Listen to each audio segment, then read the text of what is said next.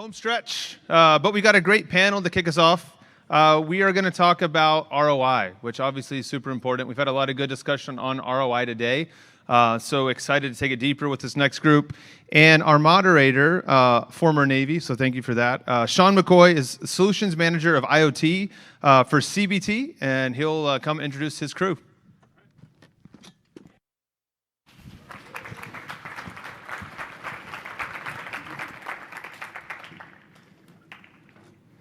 So as my wonderful panel comes up here and takes a seat, I do want to say we're going to keep this introduction side a little bit short. You can see on the screen who everybody is, and the reason why is this has been a distinct pleasure of mine to have this particular panel. I've done a few of these before, and the overwhelming thing for all of you in the audience is we want to create an invitation for you to talk to these amazing people and the stuff that they've been through. We're going to take and run through a macro version of what they've done around this, what they feel about this topic. And we're hoping to get some time at the end for you all to ask some questions, because there's a lot of knowledge up here. And so I want to keep that in mind. If you're sitting out there listening, you hear something, be ready, because you're going to get a chance to talk to these amazing folks. We've had dinner, we've had one-on-ones, we've really come together as a group, and it's been a fascinating ride, and there's a lot of great knowledge up here. So that's the invitation from my panel. And we are talking about ROI. And so to get started, my friend Jackson, who the first person I talked to about this, the first thing he told me on the phone before we talked about anything, or on the Zoom before we talked about anything else, was despite this amazing lens program that you guys at Nissan have put together and commercialized, you also said, but ROI is the killer of innovation. So 100%. So with lens, I'll take you back to when I first had the vision, right? Oh, and by the way, if anybody needs a 7 of hearts to complete their hand, talk to me after the. Anyway, so I went to it was like a conference that Nissan was putting on. It was across the street from the plant, and I went over there, and some guy was standing there with Microsoft HoloLens of the first generation, and I'm like, what the heck is this thing? Put it on my head, and like immediately, being a former mechanic at a dealership, fixing cars, and then, coming on to Nissan, and now I'm helping those technicians fix cars remotely, with a phone call, old-fashioned phone call. I put this thing on, and I'm like, I can fix cars with this. And I can see how a technician in the field can have this thing on, and we can help, and we can walk them through the whole process. So I turned around, went back to my leadership, and said, hey, we need to do this. I need 1,000 HoloLenses, and I'll take it from there, right? Of course, they said, well, what's the ROI on that? And then everything just kind of fell to pieces after that. So had to get executive leadership behind it. Eventually, I did. He said he didn't care about ROI. I said, bullshit, I know better.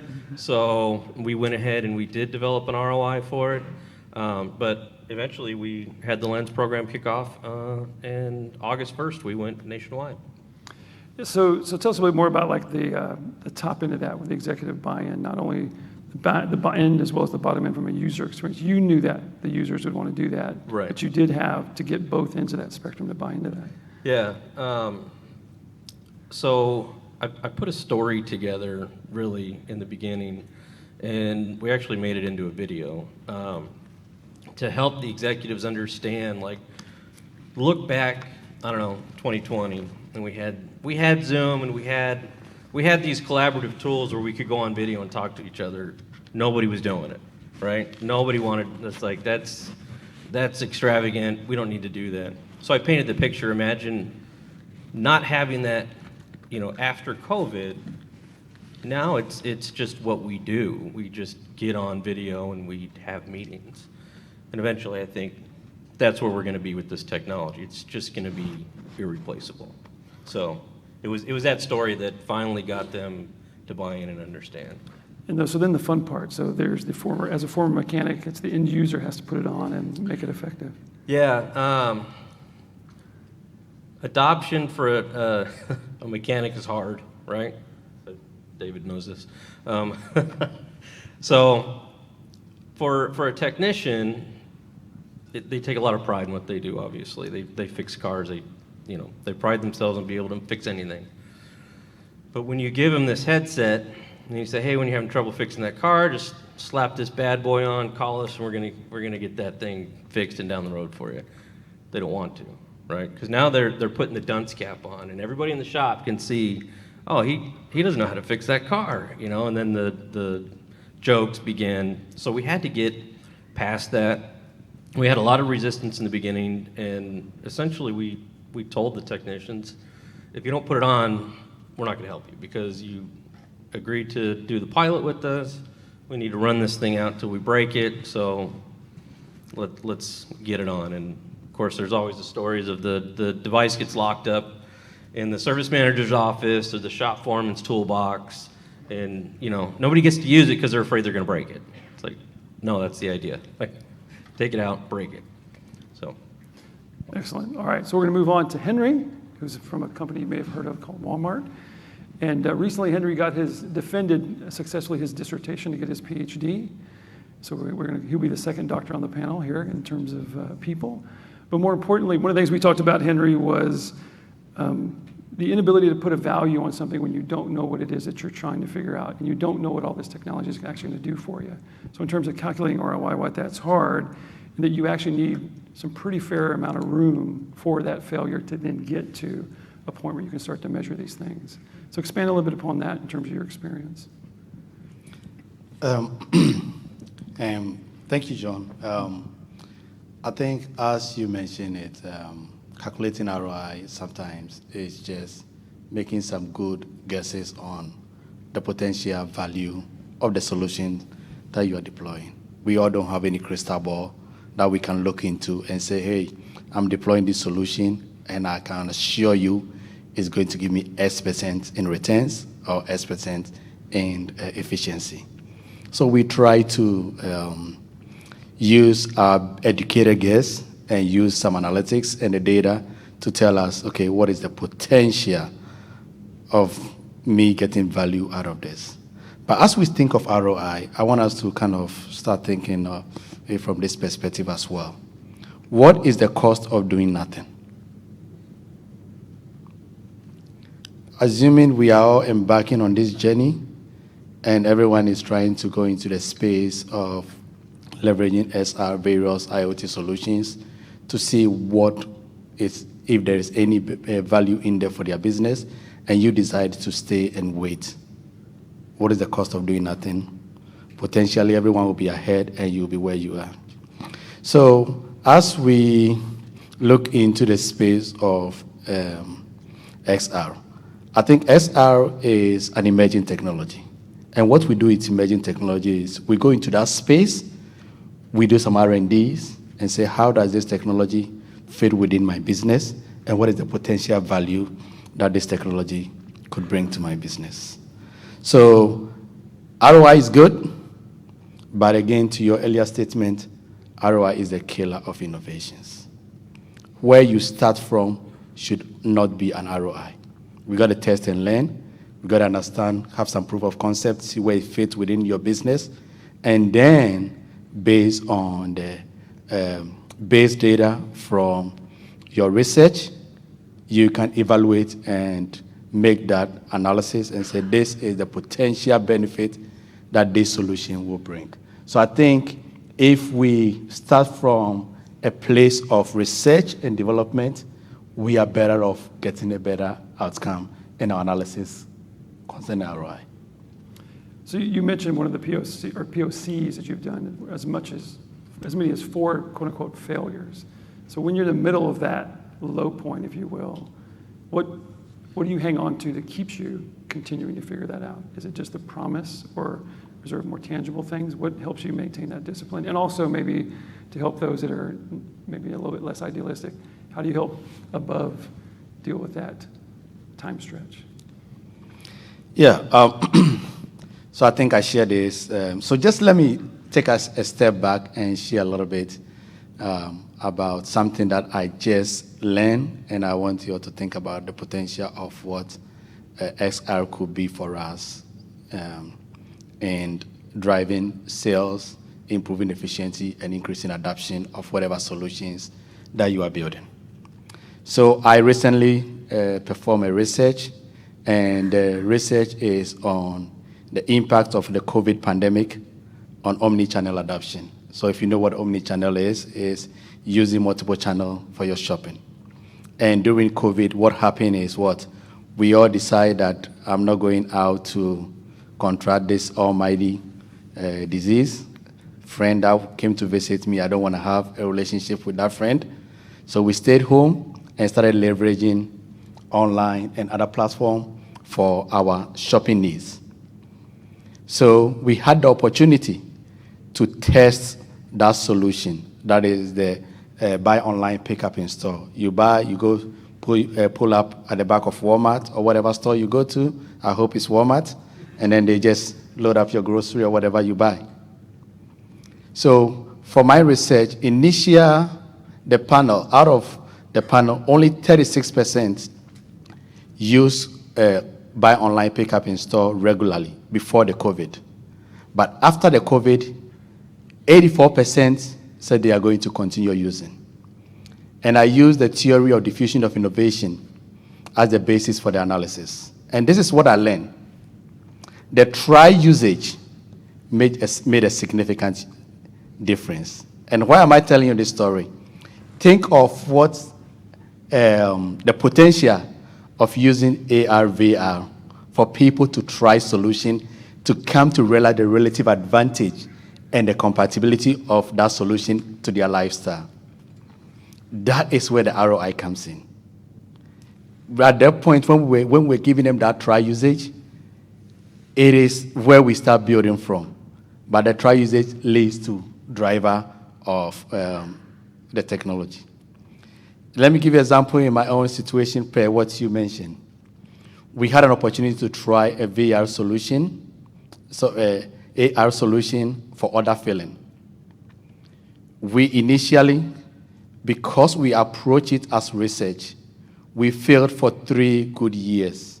I think if the TeamViewer team is here, they will help me tell that story. We start with TeamViewer, we keep on evolving the solution.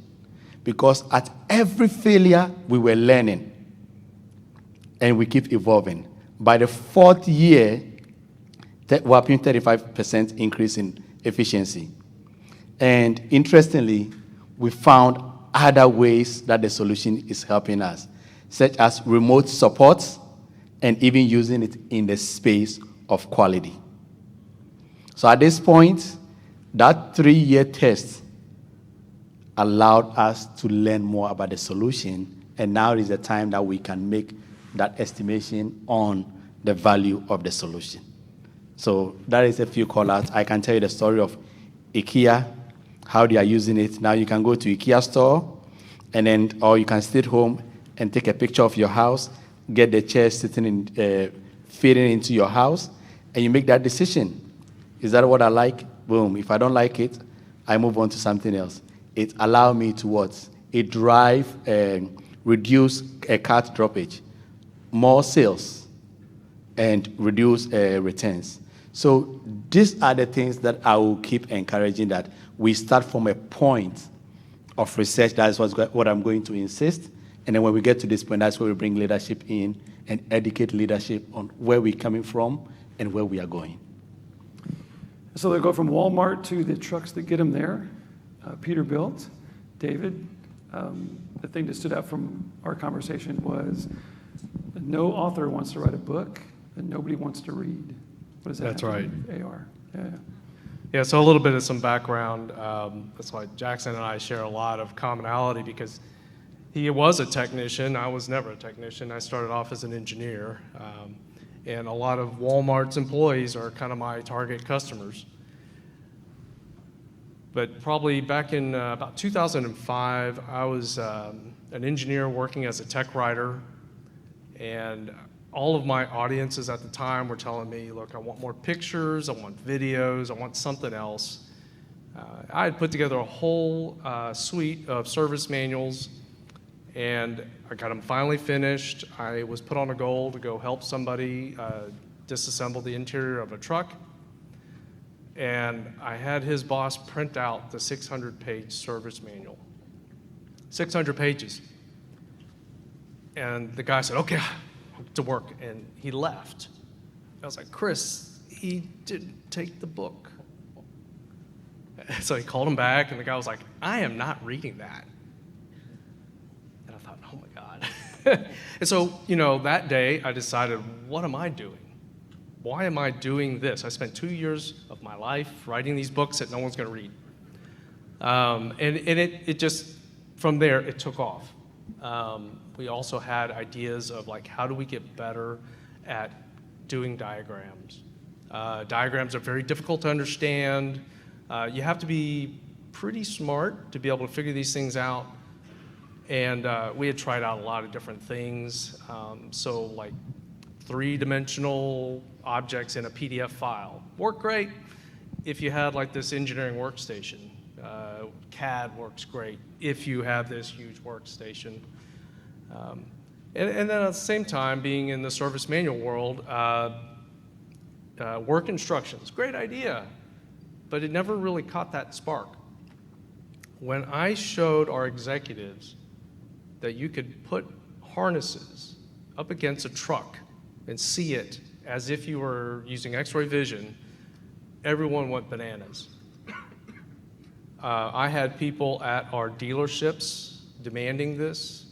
I had people in our middle management saying, yes, this is what we need to do, even though they're all looking at me like, what are you doing? You're supposed to be writing books.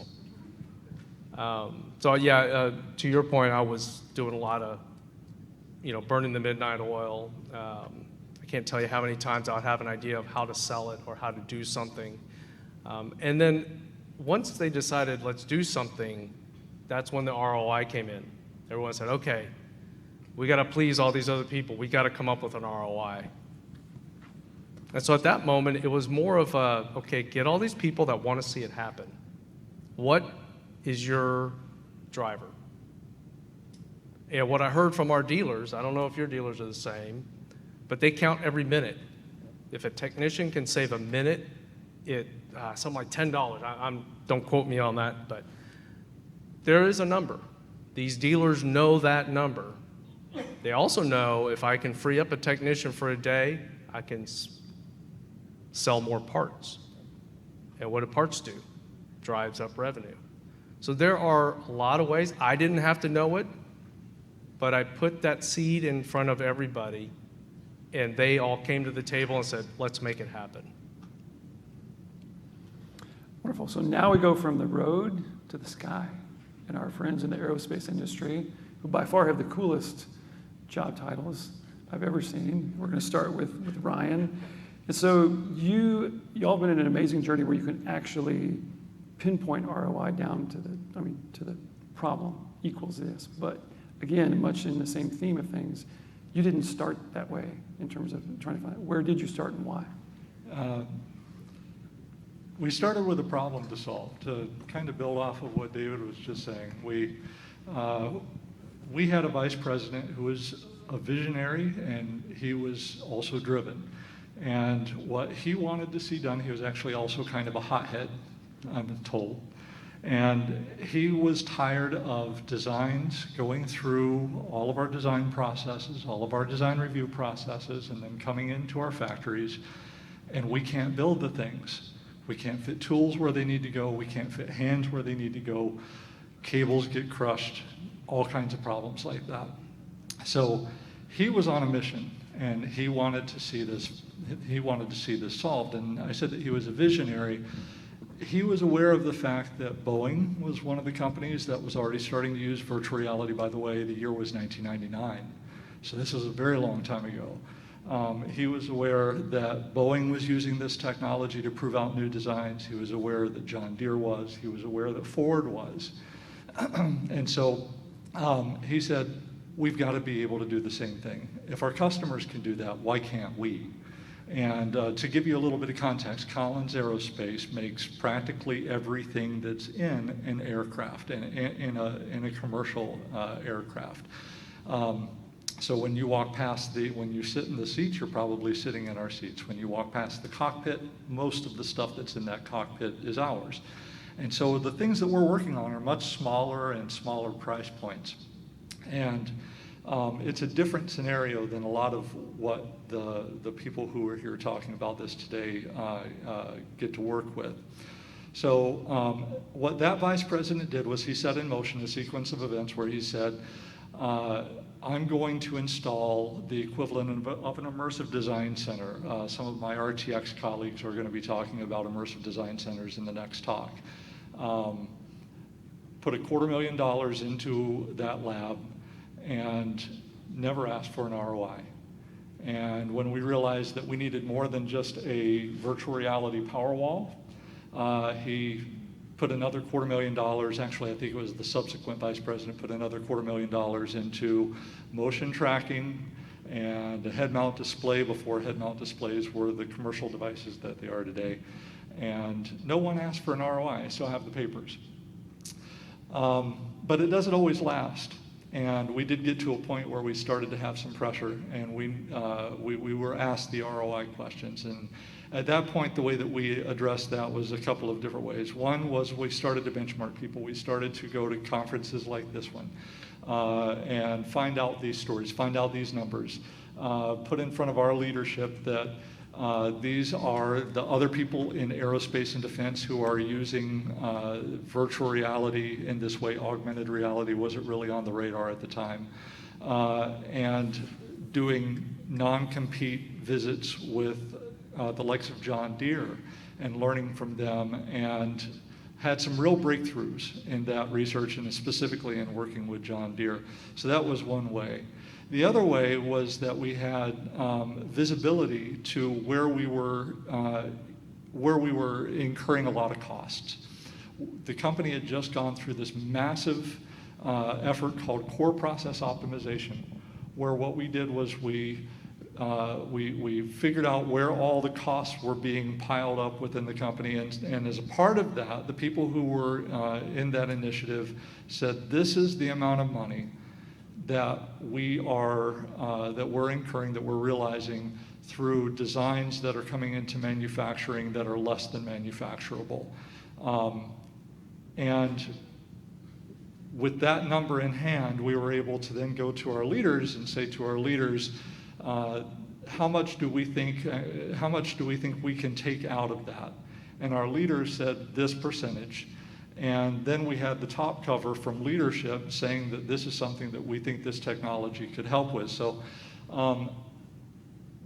it was really the problem to solve that was driving us. How do we make sure that these designs, and I'll quote that vice president, how do we make sure that these designs in the very first prototype have the producibility and ease of assembly of a full rate production unit?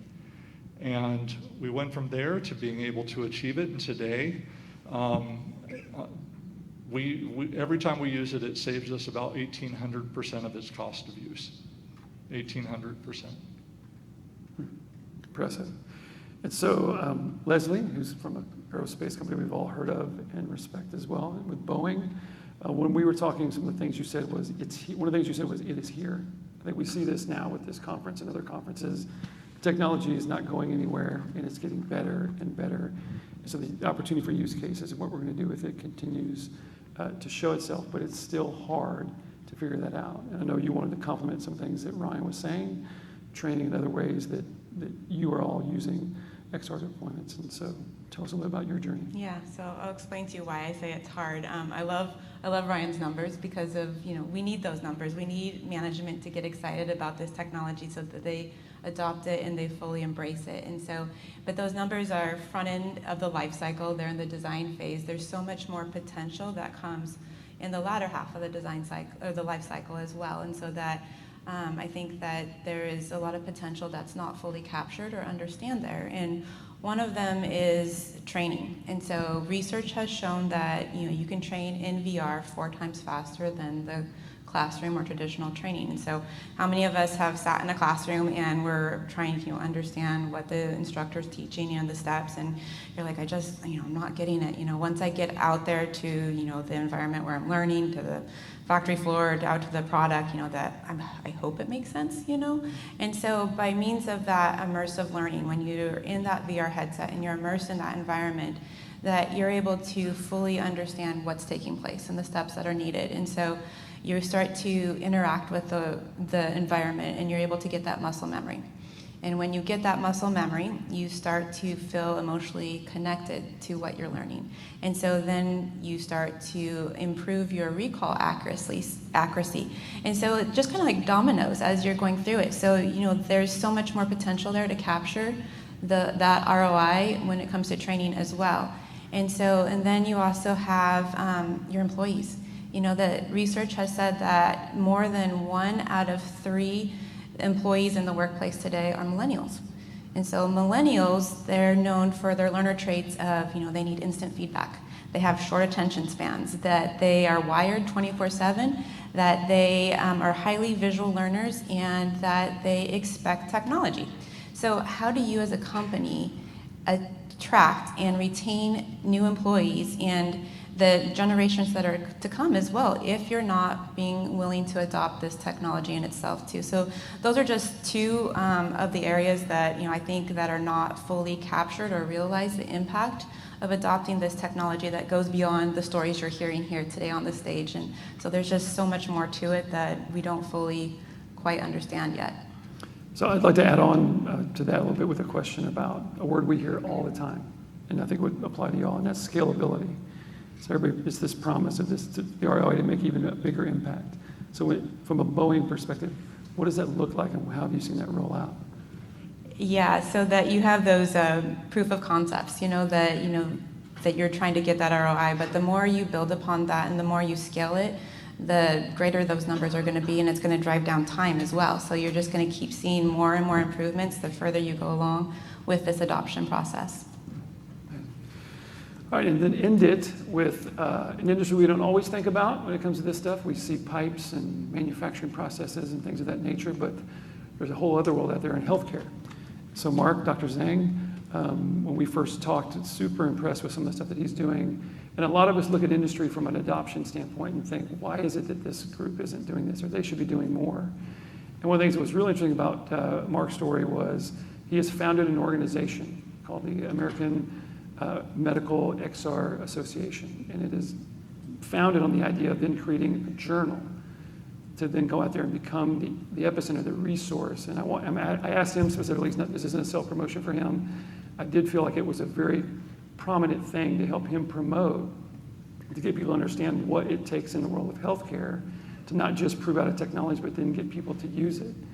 Sometimes you can talk to somebody who's in the industry with you, but in the medical field, there has to be trusted sources of information that can be documented, have clinical trials, research, things of that nature. And to do that, you need organizations like NJAM, if you're familiar with the New England Journal of Medicine, stuff like that.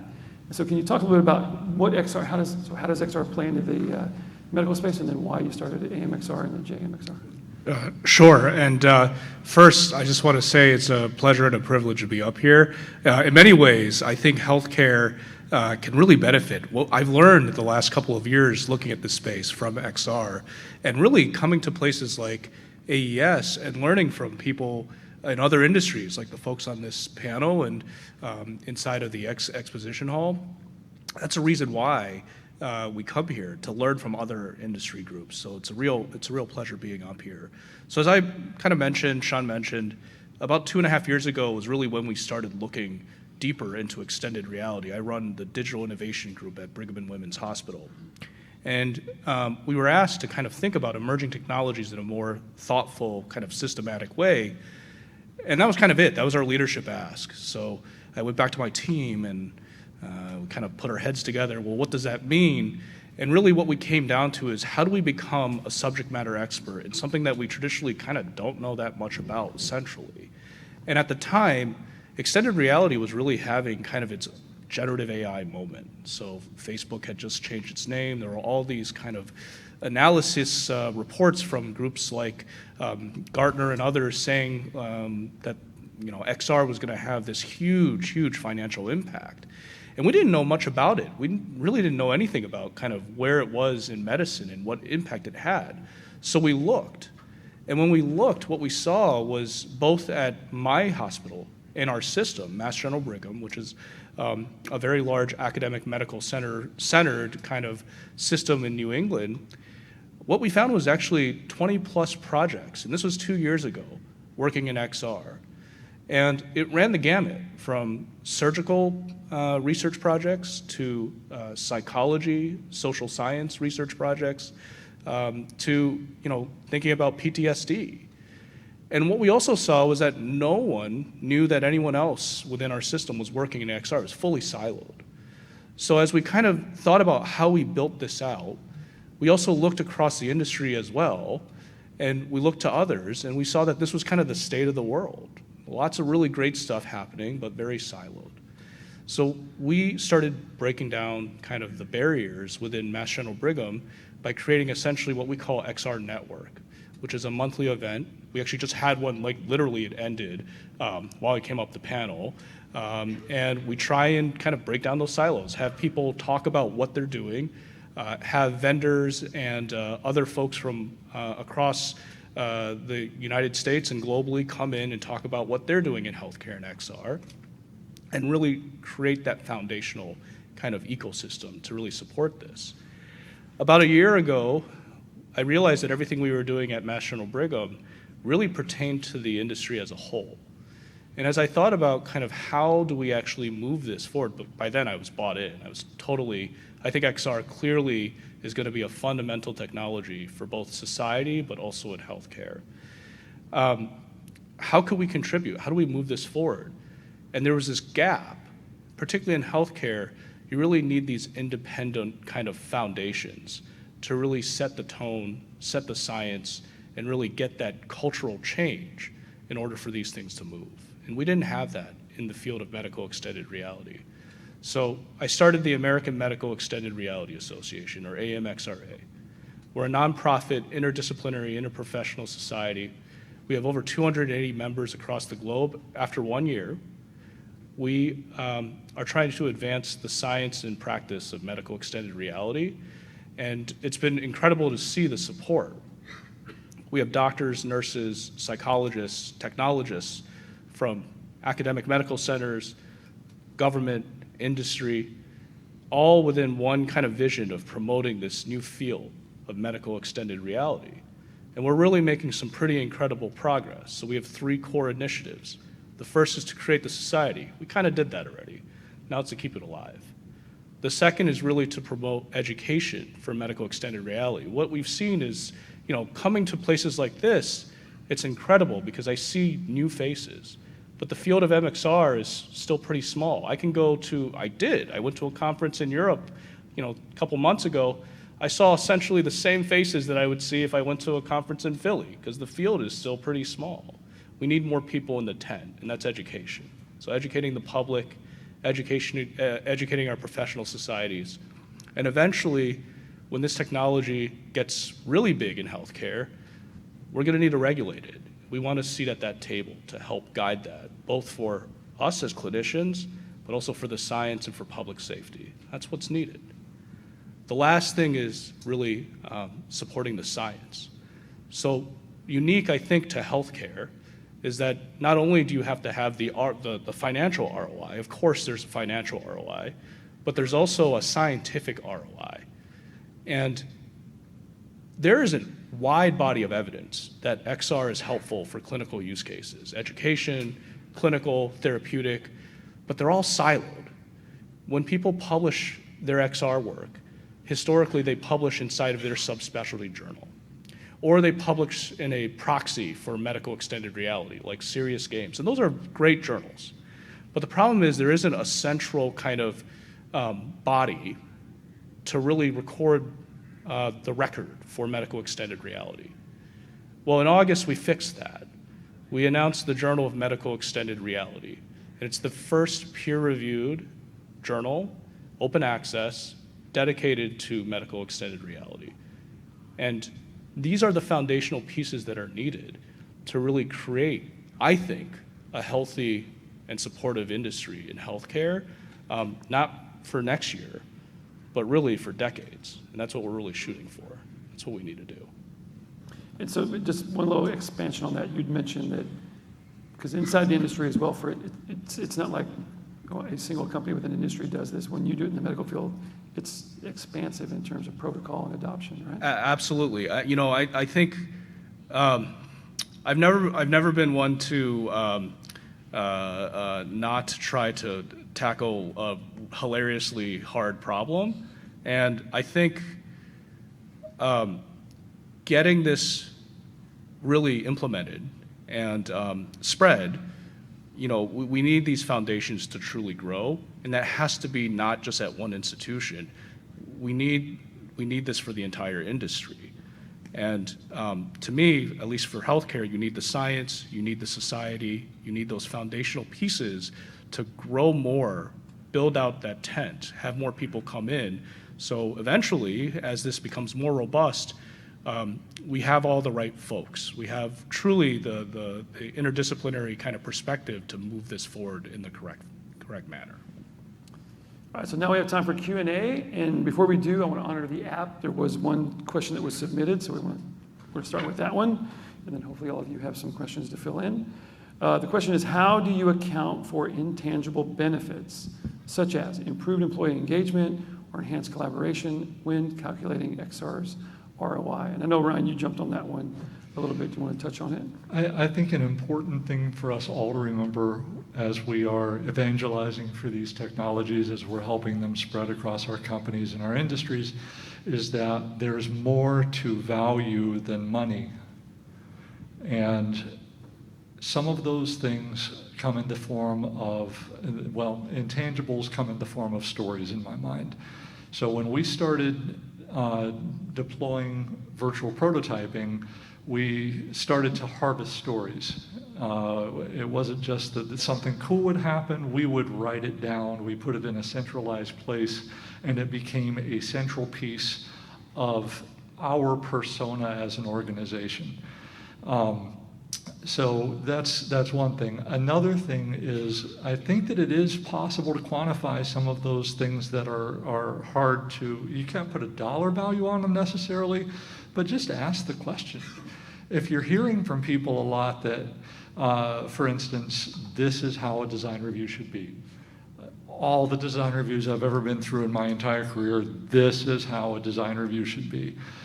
If that's what you're hearing, or you're hearing things like, wow, this really makes me feel like we are even more of the forward-leaning company that we are, then start putting together something like a survey and ask people those questions after they've gone through that experience, and ask them, and then you have the ability to quantify it, and then you've got a number. It's not a dollar value, but any leader worth their salt is going to appreciate that. They will heed that data at that point. But don't dismiss the power of story. It's incredible. Well, so it reminds me of something that Leslie said about emotion around the training and the emotive quality. And I try to think about the first time a doctor goes to treat a patient, despite the training, right? There's a bit of an intimidation there, I'm sure. And you emotionally want to get it right, but you also don't want to. You want to have some confidence. First time you big Peterbilt truck, you're gonna go. You're the person that with this little wiring harness, and the whole world's waiting on you to fix it, or a car, or just something as simple as a delivery. But that pressure, but to help kind of complement it from an ROI standpoint, can that XR value make me a little bit more comfortable, and maybe I'm a little bit more confident, and I can become that better employee. It's sometimes that's made me think about. But anybody else want to add to that question? Yeah, I was going to say, so you're talking about what we call in our my world is more just customer testimonials. And I was going to kind of go off of what Jackson said about the video. We did that too.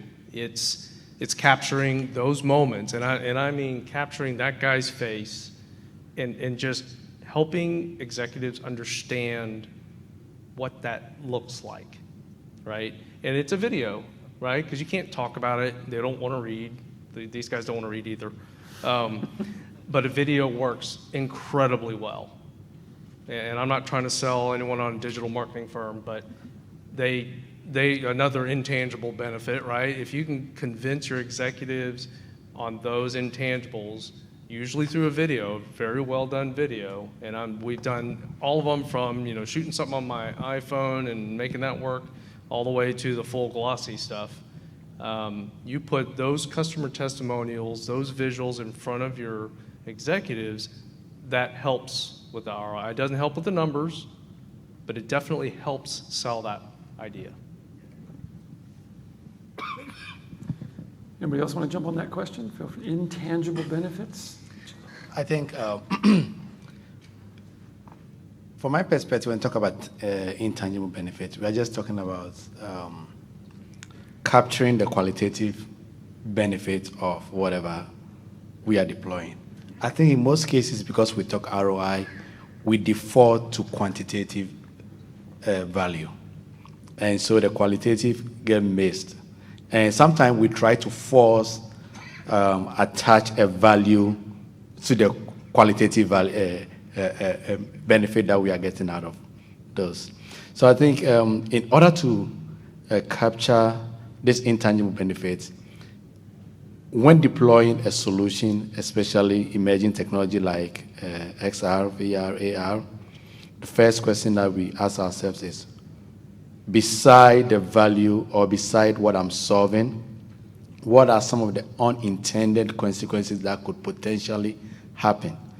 Giving an example, on our own, we were just solving for order filling. We realized that, we could use it for remote support. We could use it for quality. Associates could easily communicate with manager, so that also helps with the communication piece. So I think not looking at it only from quantitative perspective will allow you to capture the intangible benefit that comes along with it. And I want to go back to something that I think you said about the surveys, right? So we surveyed the heck out of the pilot users because it's hard to prove something that didn't happen, right? But we knew things weren't happening because we were able to step in and be a virtual presence next to the technician under the hood of the car. So we developed a survey to ask the technicians, hey, how much time do you think this saved you? And after we got rid of the, it saved me forever, and got to get those outliers out of the way. And it came down to, on average, it saved them a half hour. Doesn't sound like a lot, but you go back to technicians sell their time. They're coin operated. So a half hour is a big deal, and to the dealership, it's a big deal too. So it's those, they're tangible, but they're impossible to measure. So if you just go back and ask them, they'll tell you. And then one of the biggest surprises was, and it's not a learning tool, we didn't go out there to use this to teach technicians, we're helping them. That was one of the biggest things that they said, is that they learned. So that was a huge intangible, but again, turn around, show your executives, and they're like, wow, okay. So in addition, you helped them and taught them at the same time. So, yes, sir. I'll give a mic. Just yell. Yeah, you can yell if you I can want. yell. My name's Dan. Hi, Dan. Meta. It's a pleasure to meet you guys. The panel has been great. I'm sorry, could you just start from the beginning for the last one? My name's Dan. I work at Meta. I manage our partnerships. A lot of our team has spoken with some of your companies, and the panel's been great, so thank you.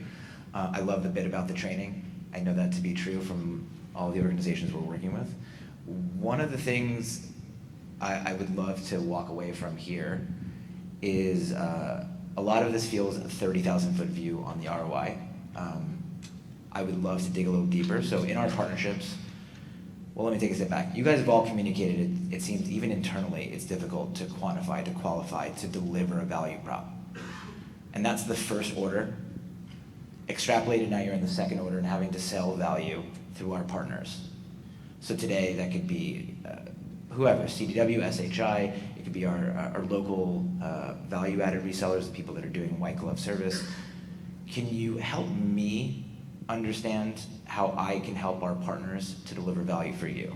So essentially, if it's that difficult to sell, whether you're, again, a Meta, a Pico, Magically, all amazing products that deliver a benefit to you,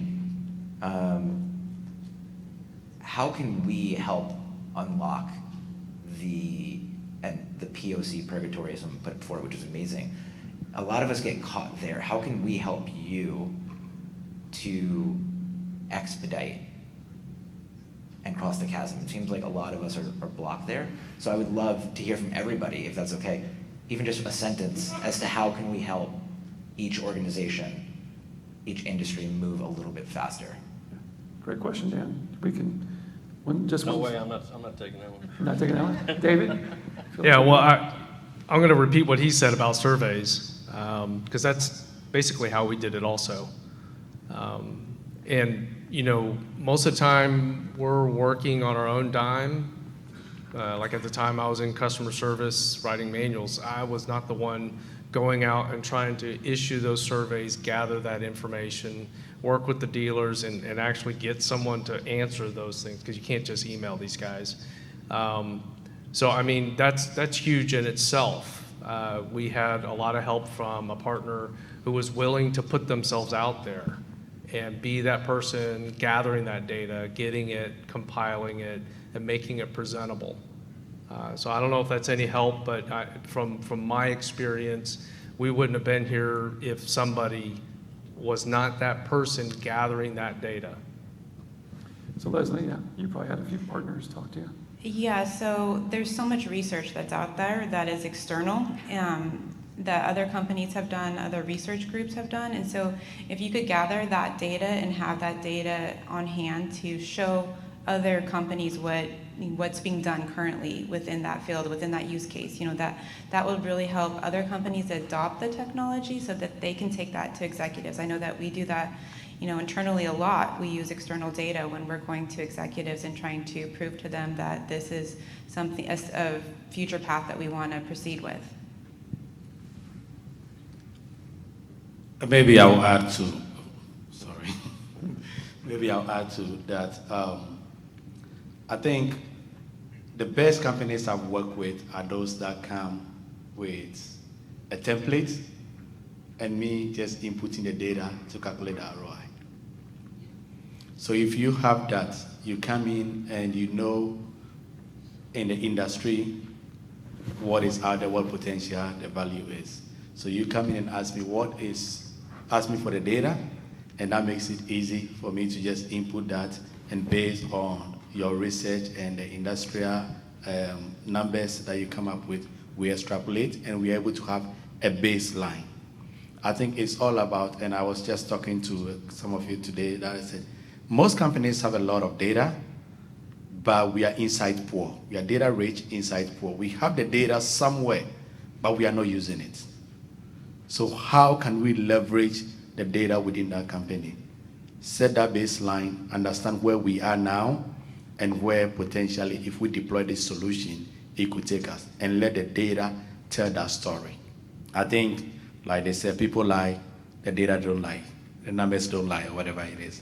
I think that is the right way to go. You help your customers with a template that makes it easy for them to show that value. Yeah, I'll second that. I forgot about that piece too. They gave me a spreadsheet and walked me through the whole thing. And then after that, they gave me the sales pitch, and I said, can I hire you to do that sales pitch? I don't think I can do it that well, but it gave me that template. You got a spreadsheet? Mark? Yeah. I think, and I'm not picking on Meta, you know, Quest 3 is an incredible, for the record, Quest 3, I am an owner, and I think it's a wonderful device. And, you know, I think what I've seen with a lot of the major HMD providers is all of their videos have a healthcare use case, probably as number 1 or number 2, every single one of them. And I think if you really want to help, I think you need to commit, really commit. I think foundations are important, and I think in order to really make movement in the field of medicine and healthcare, you actually need to commit to the foundations and not just these small kind of pieces, right? Because that's just not how medicine really works. And I think I've yet to fully see that commitment, but I'm excited to see what's possible. All right, we're short on time, so. The surveys approach has a scientific backing. Sir Francis Galton came up with this in the late 1800s. It's called Vox Populi, better known as the wisdom of crowds. there's no way that these guys could go out and do a time study of the different technicians who are doing these things. But if you sample enough people who are doing that work, some people are going to be a little bit low, some people are going to be a little bit high, but the average is going to be pretty close to spot on to what the real number is if you could do that time study. Now, what I would like to see industry do is, and this is difficult for XR because Meta, you guys make the devices. Somebody else out there is making the software. You have to have both and the content to be able to pull off anything in XR. One of the things that makes ROI so difficult is knowing how much something is happening. And anytime I'm creating an application, I'm working with my team and we're creating an application, one of the things that we are religious about building into it is analytics, so that we know how often that thing's being opened up, how long it's being used, what features of it are being used, so that we can then fill out the spreadsheet. Because if you don't have the data about usage, then you can't start looking into what the value of those uses are. And once you know what the value is, and once you know what the usage is, the rest of it's simple math. The rest of it's middle school math. So smart glasses, and I'll make this real short, smart glasses are a case in point. COVID happened, we started using remote assist along with everybody else. People want to know what the value of remote assist is. Well, I can tell you that we were able to keep a facility open because we could support an FAA audit. I can tell you that we were able to get a selective solder machine up and running in hours instead of days. But there's a whole lot of other applications of that thing, but we've got no idea how many times people are even turning the things on because there's nothing built into the architecture, the infrastructure, to give us the ability to measure that. And if we had that, that would be my ask of all of the technology providers in this room. Make sure that whatever it is that you are making available to industry, that there is some way to quantify what is being used within those things and how often it's happening. There you go. All right. Thank you so much, everybody. It's been a wonderful time.